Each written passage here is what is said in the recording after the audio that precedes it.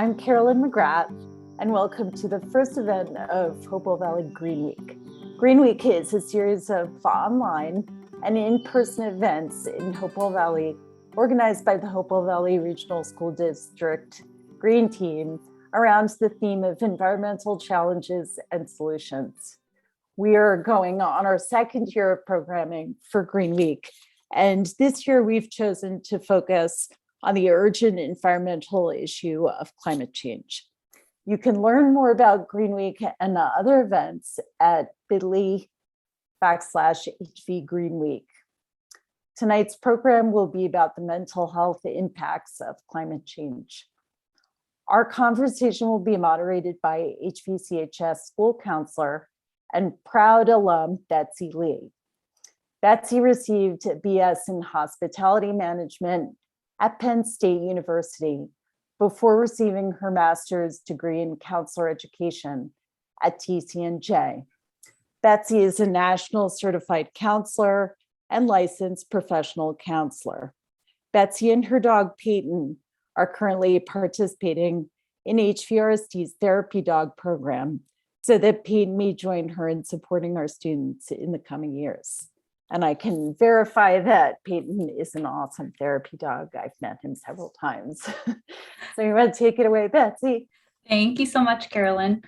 So in order to adequately address the climate crisis, we must recognize and address its mental health dimensions as well. Eco-anxiety, climate grief, and other climate feelings are becoming increasingly recognized and named as more people become directly impacted by climate change, massive weather events, sea level rise, and other environmental changes. Through deliberately and attentively addressing our climate feelings, we can cultivate the resilience and empowerment needed to sustain us for the long haul. In this presentation, Blair Nelsen will explain what climate feelings are and how they can impact our lives. She will teach strategies for coping with these feelings while avoiding burnout and cultivating personal resilience. She will share what she's learned from facilitating eco-anxiety support groups at her nonprofit. Blair Nelsen is the executive director of Water Spirit, an environmental nonprofit based in Monmouth County, New Jersey. Blair received her Master of Arts in Religion from Yale Divinity School and her Bachelor of Arts with Honors in Environmental Studies from Brown University. She's been an environmental activist in the US, Venezuela, and Brazil. She currently represents her organization at the United Nations, in addition to working for equitable access to clean water throughout New Jersey. Under her leadership, Water Spirit has become involved in addressing the mental health and spiritual impacts of the climate crisis. Since 2019, Water Spirit has hosted 10-week eco-anxiety support groups using a small group method developed by the Good Grief Network. And now I'd like to turn it over to Blair. The floor is yours. Thank you so much for that lovely introduction. And thank you all for being in the Zoom room here tonight. It's really a treat, a delight to take part in Green Week and to kick things off as well. I'm very grateful for this invitation to share a little bit of Water Spirit's experiences with this topic. So I'm going to pull up my screen and get sharing so we can get underway. Okay. A moment while I hide these controls. So tonight we'll be talking about climate feelings and how to navigate the mental health impacts of the climate crisis. To tell you a little bit more about where I'm coming from, about my organization. Let's see, there we go. Water Spirit is a center of ecology and spirituality that informs, inspires, and enables all people to deepen their consciousness of the sacredness and interdependence of all creation, with a focus on water as critical in sustaining all life. Water Spirit is a sponsored ministry of the Sisters of St. Joseph of Peace, and we are founded by Sister Suzanne Goldus, who is in the middle photo there. She was a visionary thinker in this field and really drew upon her love of the Atlantic Ocean from the contact that she had growing up near the Jersey Shore. And she founded Water Spirit at our original home in Long Branch, and then back in 1998, and then in 2017, we moved into our current home in Rumson, located in the building that's in the right-hand photo. Now, as I was coming on board, as Sister Suzanne was retiring, the way that water spirits history was getting told to me had a really interesting figure in all the stories. That figure wound up being Hurricane Sandy, because the way the story was being told to me, when Hurricane Sandy struck, the property where water spirit had been headquartered sustained some damage, but really what was interesting in that part of the story was that the damage led to an eventual environmental impact report, which eventually led to the property being let go and us moving into our new beautiful, wonderful home. But still, so many people had their memories of that space and that time. And the hurricane figured so strongly into that story that I picked up on that detail and the way it was getting told and retold and retold. I thought to myself, oh, I think many people in the water spirit community are still carrying around some eco-anxiety about what's to come, some climate grief about their relationship with the place that they couldn't go back to in the same way.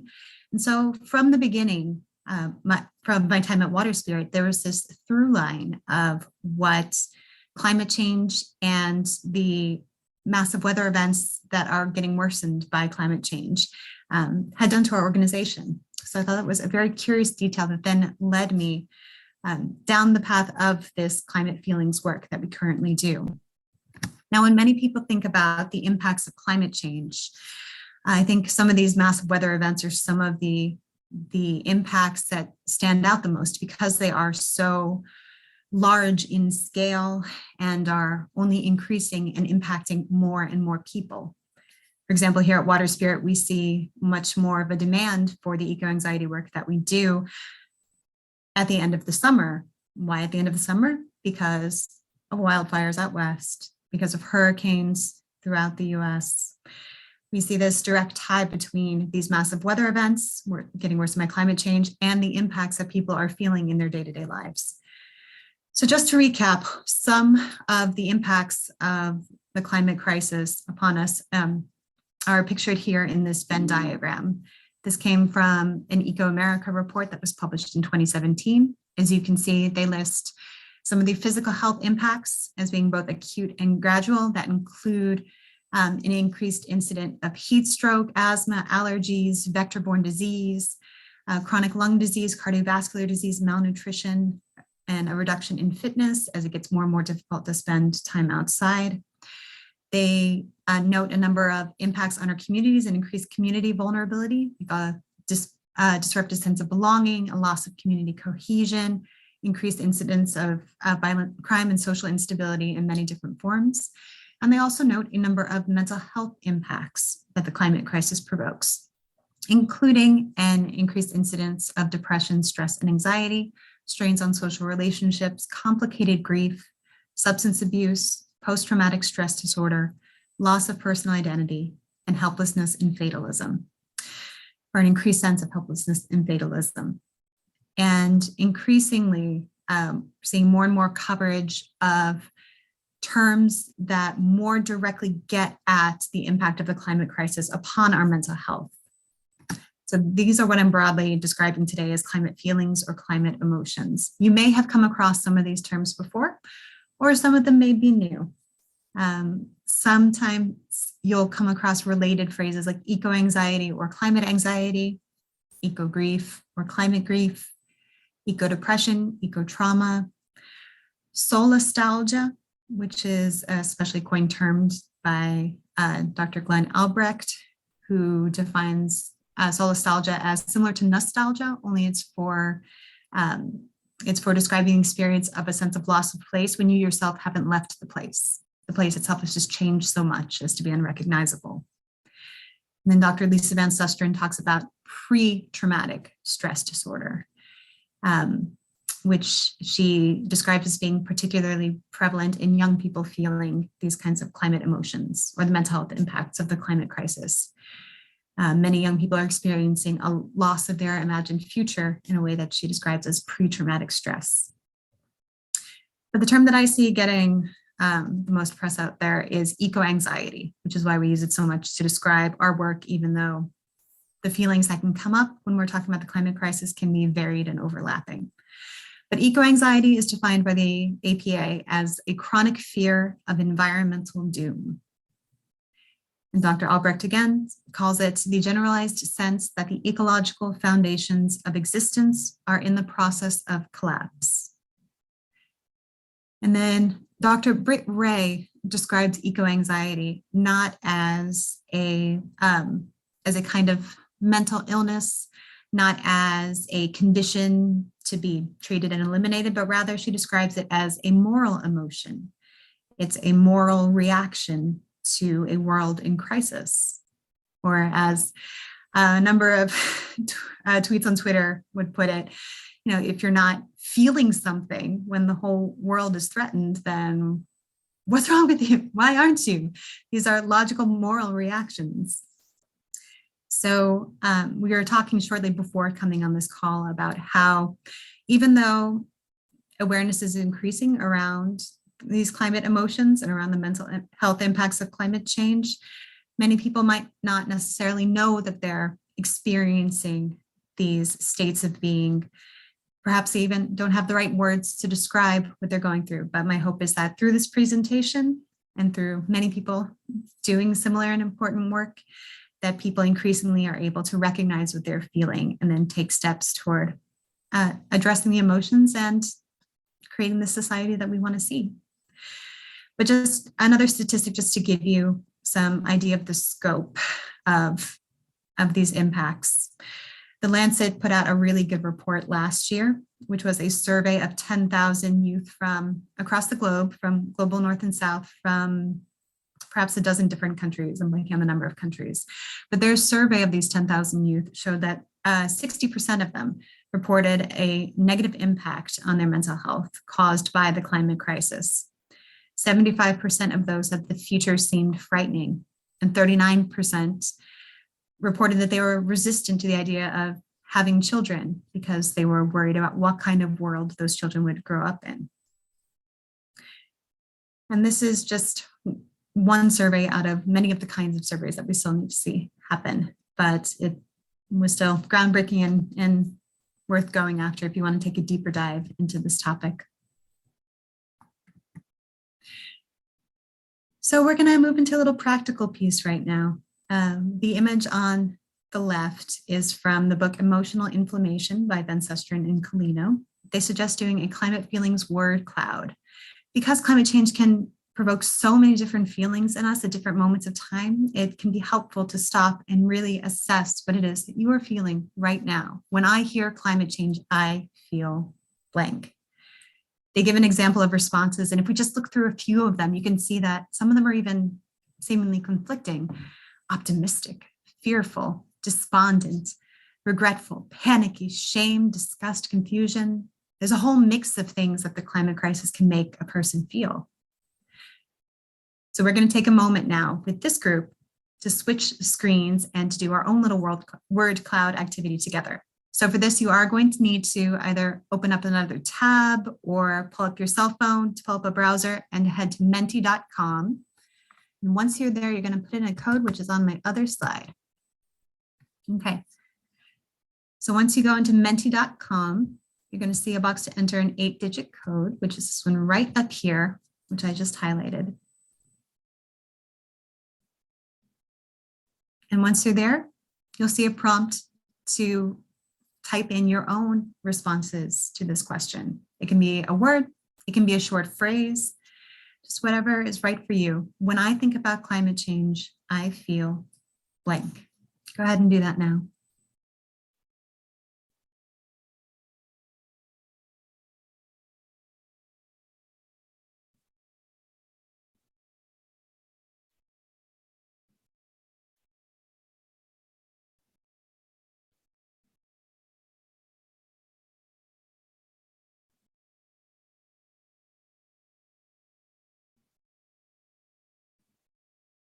There we go. We're starting to see some responses: powerless, overwhelmed, helpless, yep.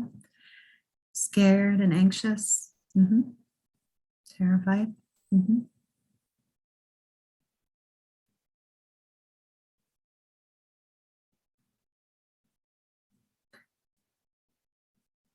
going to give it just a few more moments so that people have a chance to put things in. Depressed and hopeful. Scared just grew a little bit. enraged, disgusted, and empowered.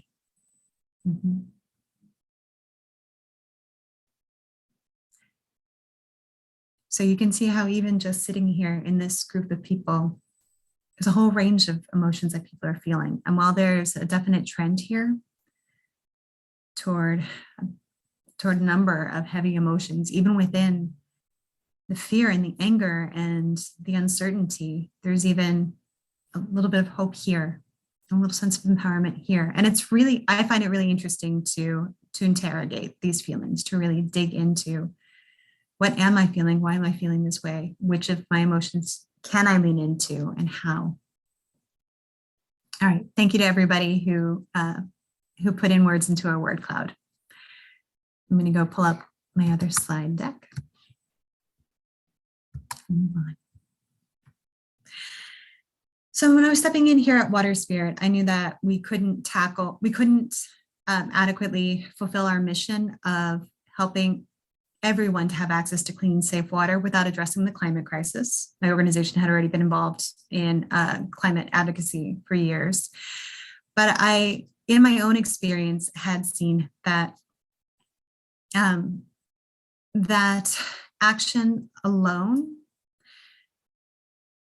if it's not taken in a way that's meaningful or sustainable for an individual, can very quickly lead to exhaustion and burnout. And I thought to myself that a group that helps us regularly interrogate our feelings and to talk about them might be one of the ways of building a community and staving off burnout, providing a kind of non-denominational climate chaplaincy is another way to think about it. So Googling around, I luckily stumbled across the Good Grief Network, whose founders, Laura and Amy, who are pictured here, put together a 10-week-long program loosely inspired by the 12 Steps of Alcoholics Anonymous. So honoring their own lineage. Laura was a participant in Adult Children of Alcoholics many years. And their method just seemed to be a good fit for what we were looking for. So these 10-step eco-anxiety support groups are usually held over Zoom or sometimes in person. Water Spirit has been holding ours over Zoom since the pandemic began. And we have been hosting 2 to 3 groups per year since we started offering them. Good Grief Network offers a number of groups throughout the year as well. And our first group was actually interviewed by Reuters. So I'm going to take a moment to pull up that video for us to take a look at together. Okay. As soon as my controls go 8.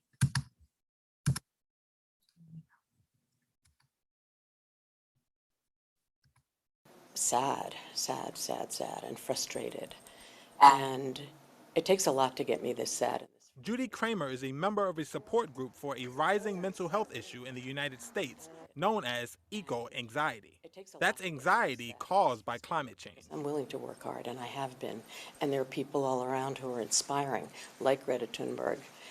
But I don't feel hopeful. So I came to this group because I have climate anxiety and climate grief. Climate change, including more severe weather events, warmer temperatures, and rising sea levels, according to the American Psychiatric Association, is having harmful effects on mental health. Though the APA does not classify climate anxiety as a disorder. Still, some psychologists say there's a growing need for mental health care specific to climate change.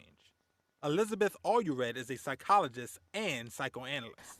It's a huge problem. It's not like having a fear of going over bridges where you can just avoid going over the bridges. It can turn into some kind of anger and frustration that we don't recognize where it's coming from, but it's actually coming from this issue that's not being addressed adequately.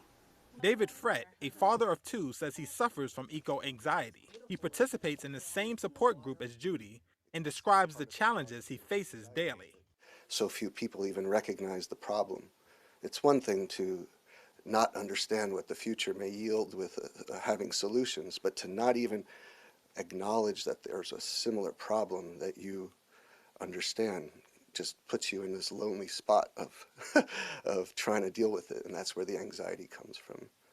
Experts say activism may be one way to deal with anxiety. A great example, Swedish activist Greta Thunberg, who says she fell into despair at age 11 when she realized the gravity of climate change. Since then, she launched a global movement. One psychiatrist told Reuters, empowering action is the antidote to those horrific, overwhelming emotions.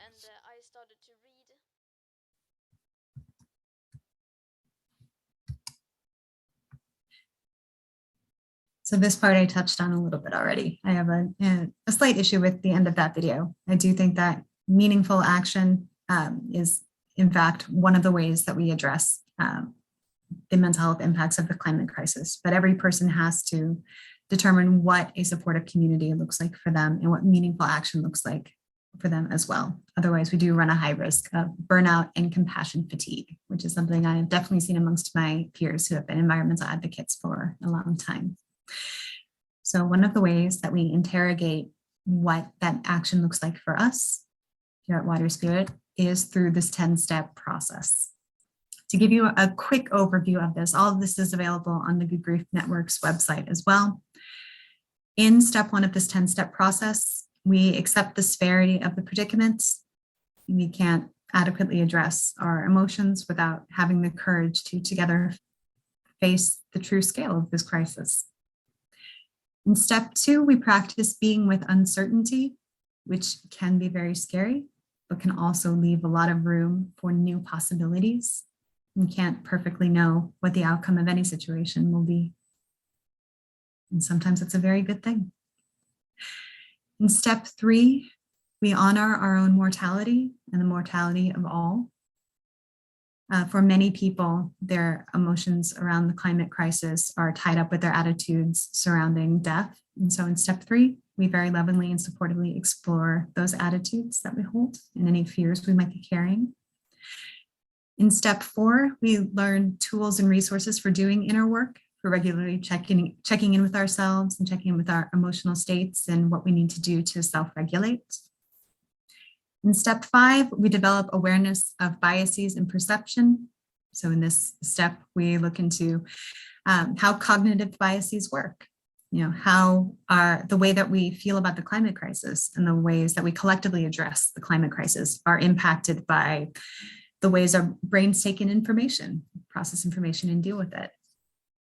In step 6, we practice gratitude, witness beauty, and create connections. Gratitude is an extremely simple but very powerful practice. And so we learn some more about why this savoring is good for us, why mindfulness and gratitude really do make a difference in our daily lives. In step 7, we take breaks and rest. We don't take a break from the group. We still talk about it a lot, but we learn more about the importance of finding our own rhythms and not giving into any tendency to try and play Atlas and carry the world on our shoulders alone. And this is a global issue, and we face it together. In step 8, we grieve the harm that we have caused. Step 8 is a step of accountability, where we interrogate our access to resources or overlapping different kinds of privilege and how that's intersected with our social location and our own role in the climate crisis. In step 9 and step 10, show up and reinvest in meaningful efforts, are both engaged around this question of when is it possible for me to show up to do the work and when can I not? How do I create more conditions for being able to show up and to stay engaged with this work for the long haul?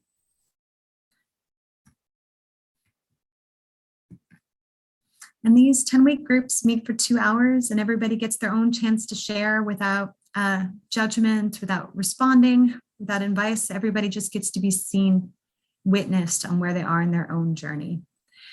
I was going to stop through and read the testimonials here because I love them so much, but just know that this group constantly surprises me. We've had college-age students through grandmothers come to our group. We have had mental health professionals come through. We've had professional environmental advocates. We've had people from all kinds of walks of life. And since moving to Zoom, we've had people from across the US and from Canada come in, and just every week I'm blown away by the insight that people have when they create for themselves the opportunity to do this kind of emotional work, to really stop and say, what am I feeling and what do I need to do about it?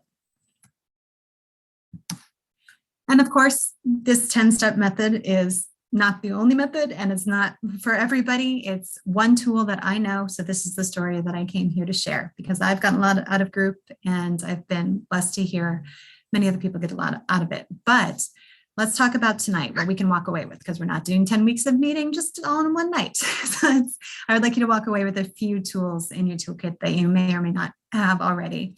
But some of the most important coping strategies, in my opinion, for dealing with the mental health impacts of the climate crisis, apart from when you are able to finding a climate literate mental health professional to help you work through these feelings as well, are some of the strategies listed on these slides. So first and foremost, interrogate your feelings. Maybe you'll take that word cloud activity with you to do from time to time. Maybe you'll stop and take 5 minutes to check in with yourself every morning, or do some kind of meditation. I run into some people, excuse me, who, in my opinion, appear to have a fear of doing this piece, asking themselves, what am I really feeling here? I can think of one instance of an environmental advocate that I know who said, I just have to do things all the time, because if I stop and think about what I'm feeling, I'm just going to get overwhelmed, or I'm not. My impression that they were left me with was that I'm not going to be able to move through the despair. Excuse me. And what I found is actually the opposite, to really grapple with these feelings and to not let them pop up in unexpected and inconvenient ways. You have to create the time to really address them. Don't be afraid to look at the scope of the crisis. Don't be afraid to look at what you're feeling, especially once you have a container or a plan for how to process those feelings and how to move through them. And for me, supportive community is really where I look for that kind of processing to take place. Another important coping strategy is cultivating non-reactivity and presence. So what do I mean by that? I mean, what helps me quite a bit whenever I'm threatening to feel overwhelmed by my eco-anxiety or by my climate grief is to center myself in this exact moment in time, here in the present moment, focusing on my breath, breathing in and breathing out, and ask myself, what is happening right now? What do I have control over in my space right now? And that gives me a little bit more breathing room between whatever's going on in my life, whatever the stimulus is, and my own reaction to it. And the more breathing room I create between the stimulus and my own reaction, I feel the more choice I have over how I am going to respond to any given situation. So being in the moment, I use observation of my breath a lot to keep me here in the present moment. And this is part of that mindfulness practice that's also listed up on the screen. What am I really feeling? What's going on right here and right now? I also find that a focused gratitude practice becomes really important to me in coping with the climate crisis and helping me, if you will, change the channel on my own mental state. Just like, turning a TV dial back when we had those. So from what I read, I, for myself, have started keeping a gratitude journal where every morning, one of the first things I do when I wake up is writing down 3 to 5 things that I'm grateful for. And moreover, writing a little something about why I am grateful for them. From what I read, writing down that why I am grateful is part of what makes this gratitude practice really stick, really have an impact. And it's also important for us to find our own techniques that work for regulating our nervous system when we feel like we're in a situation that's particularly challenging. So some people might regulate their system by engaging in exercise, like going for a jog. For some people, it might be deep breathing. It might be a nice, long, relaxing bath. Excuse me. It might be a tapping practice, like butterfly tapping, where you just gently tap one side, then the other of your shoulders for as long as you need to, until you feel yourself more in control. Another coping strategy is to regulate your exposure to known triggers. So if you know that something is going to set off your climate emotions in a way that's not the healthier interrogating your feelings, figuring out what you're feeling, but it's just going to set you off without any particular protective end and make things spiral, then be really intentional about regulating your exposure to those triggers to the point that you can. For example, again, taking myself, we were talking about Twitter earlier. Twitter and watching the news, yeah, those are two things that I, particularly during the pandemic, started to do a whole lot more, absorbing information all the time, entering to a state where I was doom scrolling. I just had to get more and more and more, thinking that that was going to give me some level of control, but it really wasn't. It was sending me even more out of control. So, so now what do? I say, I'm going onto Twitter right now, and I've got however long, an hour, in which I can interact with people or be on here or absorb news or follow the links that come out of this. Then I close it and put it away because it will be there. After a certain amount of time, I can't give it adequate attention anyhow. It'll just be a flashing stream of things that are just making me more nervous. So as you interrogate your feelings, also interrogate what sets you off in non-productive ways and see if you can create your strategies for regulating your exposure to those triggers. When facing the climate crisis, it's critical to build meaningful community. So this is not only your community of people that you know that you can count on, who might not be in the same neighborhood as you. It's important to also make sure that your neighborhood ties are strong. Just think about it. If we got hit with another superstorm today, who would you turn to? Who are your local resources? Where would you get help from?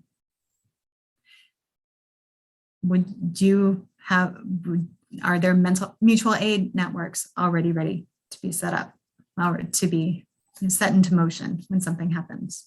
If you look around and you don't have those resources, or you don't know where they are, then you can put that on your to-do list. Find the resources or help to build those networks. What's going to strengthen my community? So it's important to have your community of people that you can talk to about these climate feelings, but it's also important for us to strengthen our local networks. Those are two aspects of what the meaningful part of that meaningful community looks like to me. And finally, I also suggest that you become climate literate. Learn more and more about what climate change is doing to our communities and to our mental health, to youth in particular, and talk about it. Talk about your own experience. Your story is moving.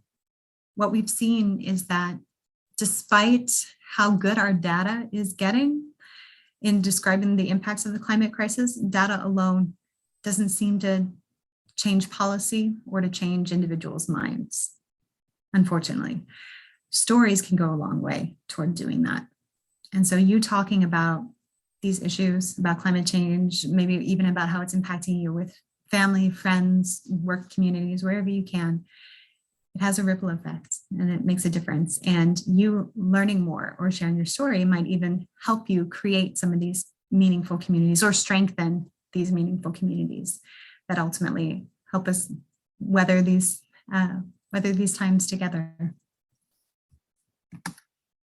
I also want to point out a few additional resources. In addition to Water Spirit and Good Grief Network's websites, you can also check out the Climate Psychiatry Alliance. They have a page which lists climate-aware therapists. So if anybody's looking for those kinds of services, that might be one place where you can seek that out. And for this group, I particularly recommend Sarah Jaquette Ray's book, A Field Guide to Climate Anxiety. Dr. Ray is a professor out in California at Humboldt State University.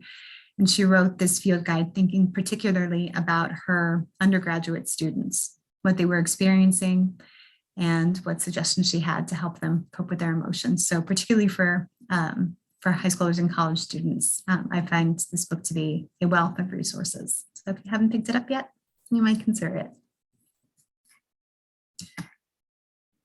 And folks, those are quite a few of the stories that I wanted to share tonight, and I wanted to make sure that we had enough time for Q&A as well. So let's open the floor for that at this time. My contact information is also up here, and I'm going to take it down in a minute, but I would love to hear from any of you at any point in time. Please feel free to reach out.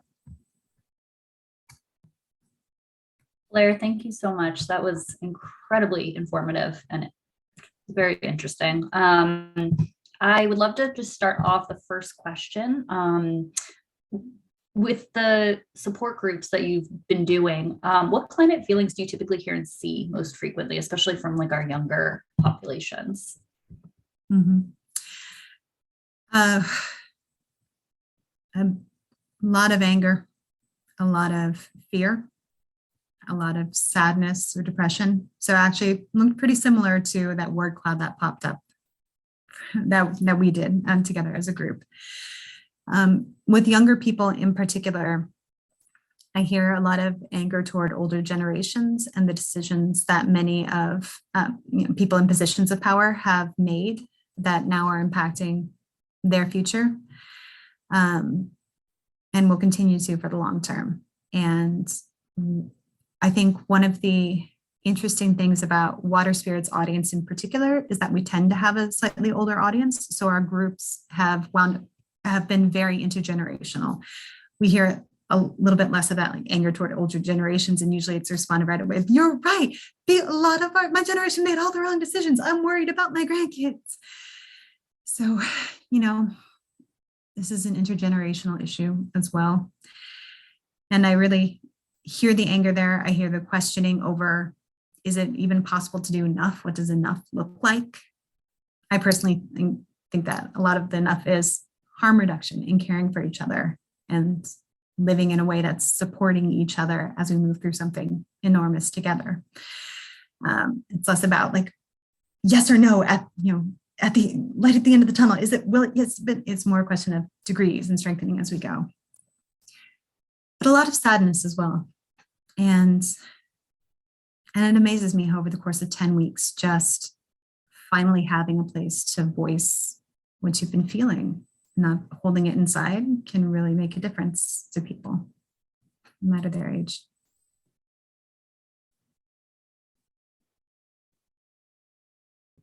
Thank you for that. If anybody has any questions, please feel free, if you want to put it in the chat, or I believe you can ask to unmute. I don't know, Carolyn or Nick, in terms of the settings, what that is right now.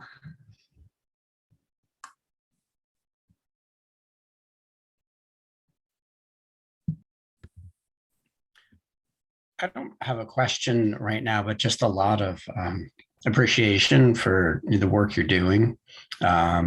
Just impressive. The 10 steps that are laid out just feel so apt, so thoughtfully crafted. A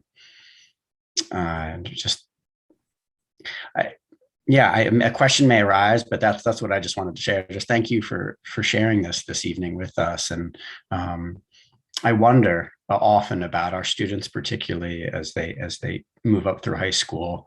A number of universities have started support groups, and I just wonder in what way we support our students moving forward, or what may arise, as time moves forward.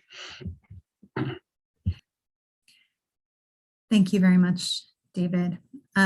I haven't run this group with high schoolers yet in particular. I've given it some thought, but we haven't actually gotten to see it on the ground yet. And this 10-step work in particular involves radical vulnerability, right? The more open you are and the deeper you go, the more you tend to get out of the program. And from what I understand of high school, that can often be a very challenging place to be radically vulnerable with your peers.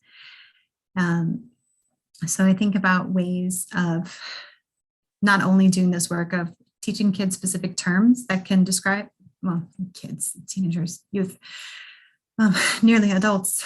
Not only teaching some of these terms like eco-anxiety, climate grief, et cetera, so that they're more well-resourced in terms of describing what they're going through, but also giving them a space where they can share those feelings without putting them on the spot as much. So I think about how we could adapt this to be like anonymous storytelling, or maybe something like a Mentimeter where you can type it in, but you don't know what people's individuals' responses were. But I'd be very curious to learn more about strategies that are particularly good at helping high schoolers address these emotions as well. And I do think that doing like a group read of Sarah Jaquette Ray's book might be another interesting way of doing it. just because she lays it out. She calls it a field guide very intentionally because she lays out each chapter with a summary at the end and reflection questions and addresses, which you can so to be the different facets of this question, one by one in each. So it'd be very easy to do group read or group study of that resource. And then maybe little by little, studying someone else's words, people would feel more encouraged to bring out their own as well. But then also in terms of what work is going on, like I said, this isn't the only two water spirits. Next 10-step group is going to be starting up on September 7th. So we're going to, right after summer, right after wildfire and hurricane season, or toward the tail end of it.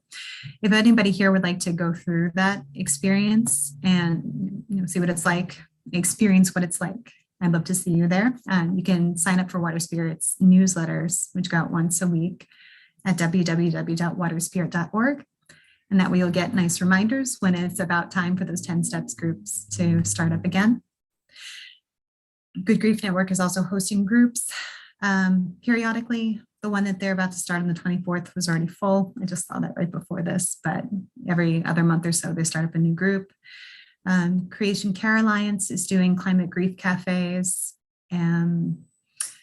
A group called the BTS Center is doing a Lament for Earth this Thursday night at 7 p.m. So if anybody's particularly feeling the climate grief aspect of these climate emotions, that collective lament through art and music is an interesting place to tune into those emotions and experience that group catharsis. Let's see. Those are the ones that come to the top of my head as far as the resources that are coming up right now. And I know I wandered widely, so I'm going to stop and open up space for more questions. Thank you. Blair, I received a question in the chat about, just curious, why is climate anxiety not a recognized type of anxiety yet? Is that something that's coming? And I have my own kind of answer, but I'd be curious if you have any insight on that too. Oh, I want to hear your answer too. From what I've understood from the coalition spaces that I'm in around this topic, it's basically just that it's a matter of time. The more attention that's drawn to the issue, the more likely it is to become officially recognized as such. What do you think, Betsy? Well, yes, that. And going off of that, just logistically speaking, I know the DSM, which is the diagnostics, statistic manual, it's really only been updated about 7 times since it was created back in 1952. So it's something where we eventually, might catch on, or, just it takes time to be officially recognized in that way. Which is why we all got to keep talking about it, because we know that these are things that people are feeling. And now I just found the other end of that thought that I wanted to touch on. I don't have a high schooler yet. I've got an 11-year-old. So he's going to be starting middle school, and he's already making jokes about how, the world is going to end. And he laughs it off and then gets really confused because he hears it through YouTube videos and through TV shows about, like, there's a climate crisis facing the world, and he doesn't exactly know what to make of that, but he knows that there's something like nebulous and kind of bad out there. And I'm really watching his own progress as he, tries to make sense of this information that he's absorbing from the news that pops up on his screen and through what comments are made in almost a throwaway fashion on YouTube videos. And I think I find myself as a mom trying to do a lot of the things that I've shared in group tonight in terms of like helping him find the words to get more and more granular in describing what he's feeling. And I think that's, starting with the interrogating your feelings and starting with finding the right words winds up being one of the ways that that I found to help him right now. And I think that's some of the advice that I found was useful as many people are even coming into awareness of what the mental health impacts of the climate crisis are at all. All right. I just got a message that says, you mentioned early on that people who do not recognize our current environmental crises are ones with a mental disorder. Can you comment further on the risks of labeling something climate anxiety, what is not a disorder but a rational response? All right, just for clarity's sake, I'm not describing people who don't believe in the climate crisis as having a mental disorder. It's not what I'm saying.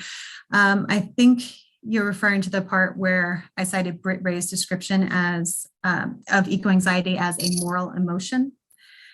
And yes, I do think that we do run the risk of confusion when we call something anxiety or depression, which we're used to treating in an individual fashion, one-on-one, when we're really looking at something systemic. And I say when we are used to treating, I am not a mental health professional. What I meant by that is that is something that I've heard in coalition space as well from mental health professionals saying, I feel uncomfortable sometimes with this one-on-one approach when I know that climate anxiety is actually something systemic because we're facing collective problems. We need to have a collective response as well.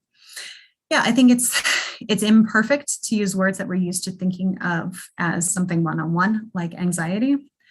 But at the same time, we have to have some, again, I go back to words because I'm very word focused, but we have to have some way of describing, but this is the feeling that's inside of me on the one-on-one in the individual. This is the feeling that's living in my heart or in my being right now. And I think part of the power of these 10-step groups and the way that we've been addressing this is going from this is me with my climate anxiety to this is us with what we're feeling to here's how we can take action together, or here's how I can take action in my community with other people in a way that is meaningful to me. And then that's where the empowerment comes from. And that's where the hope comes from. I think there's a way to go from the individual to the collective. But we also have to honor the fact that there is something here too. I hope that made sense.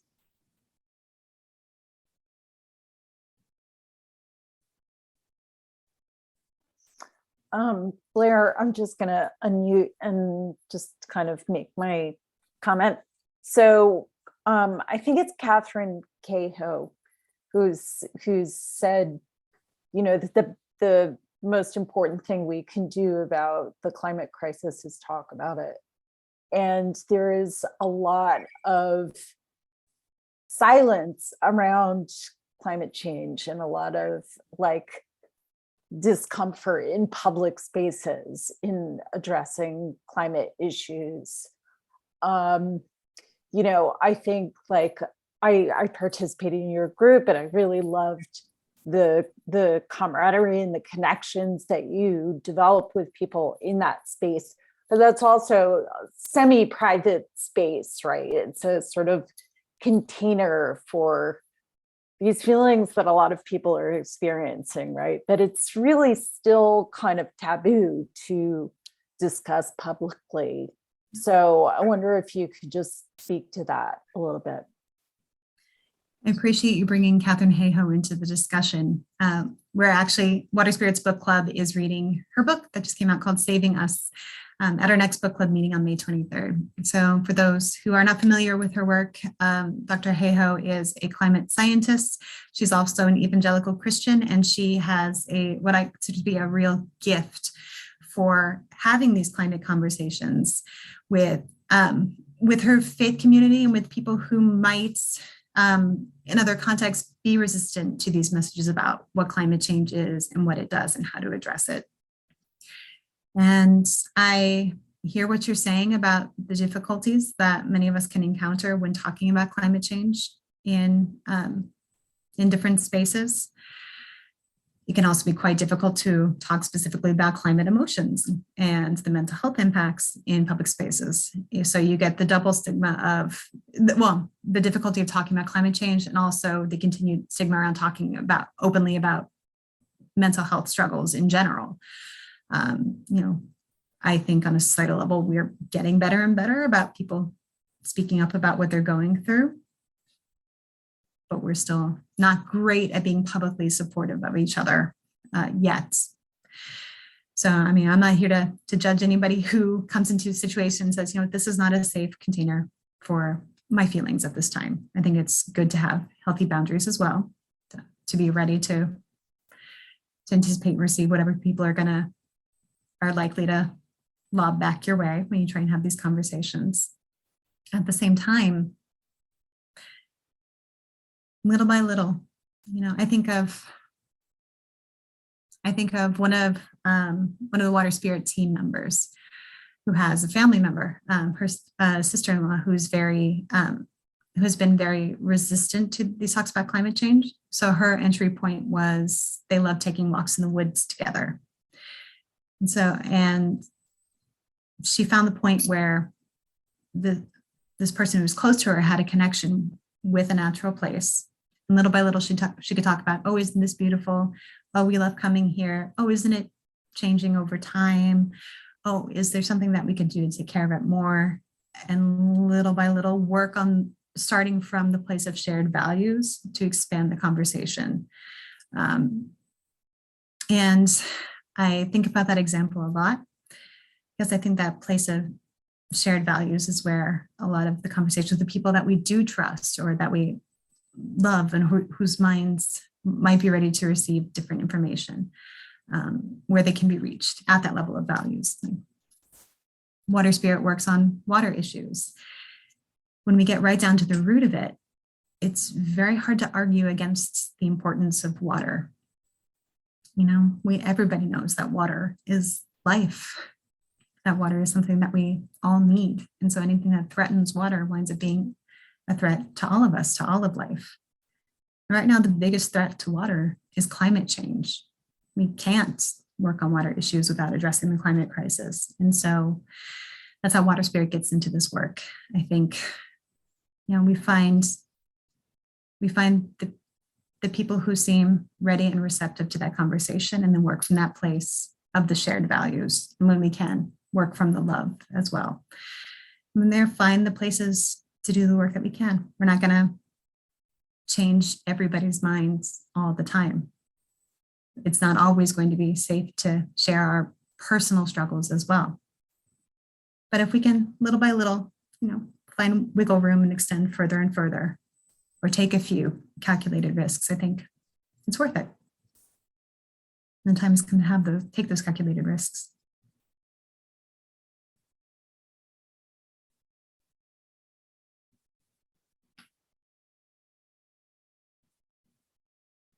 Any other questions or comments, folks?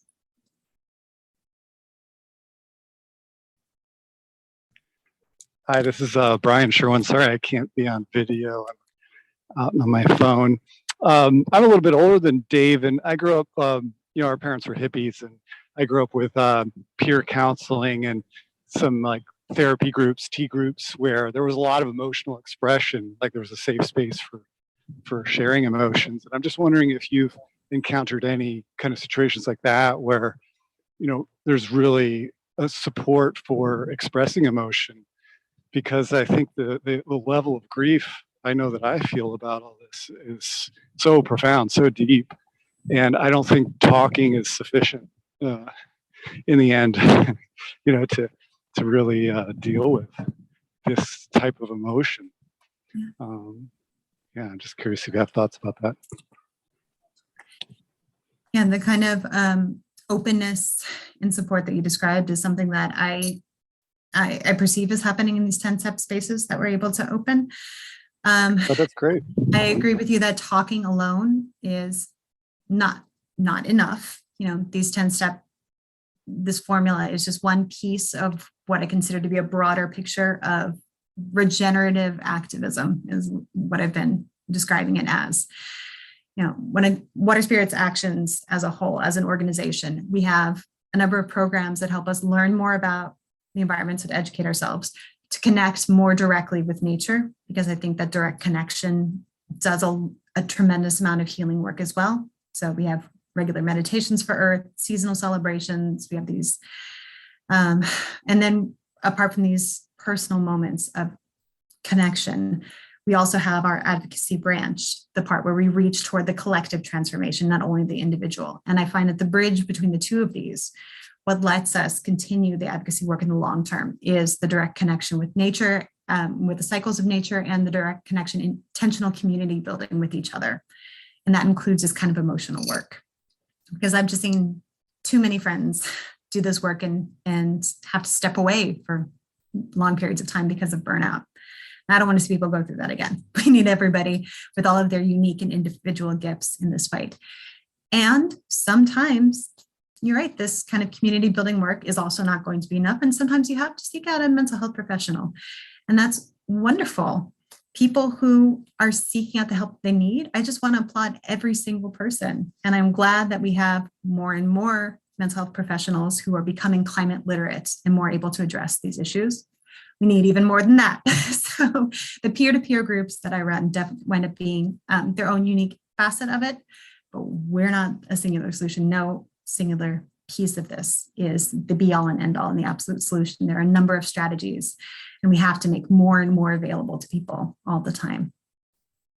And I'm so grateful for the opportunity to have this conversation with a school community as well, because, oh my goodness, because it's these young people who are inspiring me with their collective actions and moving me to tears with their own openness about what they're feeling and their own concerns about their future, and just like in awe of their creativity. And I'm so grateful that you're all in this room here and thinking so carefully about who your students are and what they need and what next steps are from here. So I'm so grateful that the future's in your hands as well. Blair, thanks so much for your presentation this evening. And thank you, everybody. Thank you, Betsy. And thanks, everyone, for your questions. This is a conversation that will continue after this evening. And I think we've just planted some seeds that I hope will continue to grow. Thank you, everybody. Thank you for the attention opportunity. Thank you.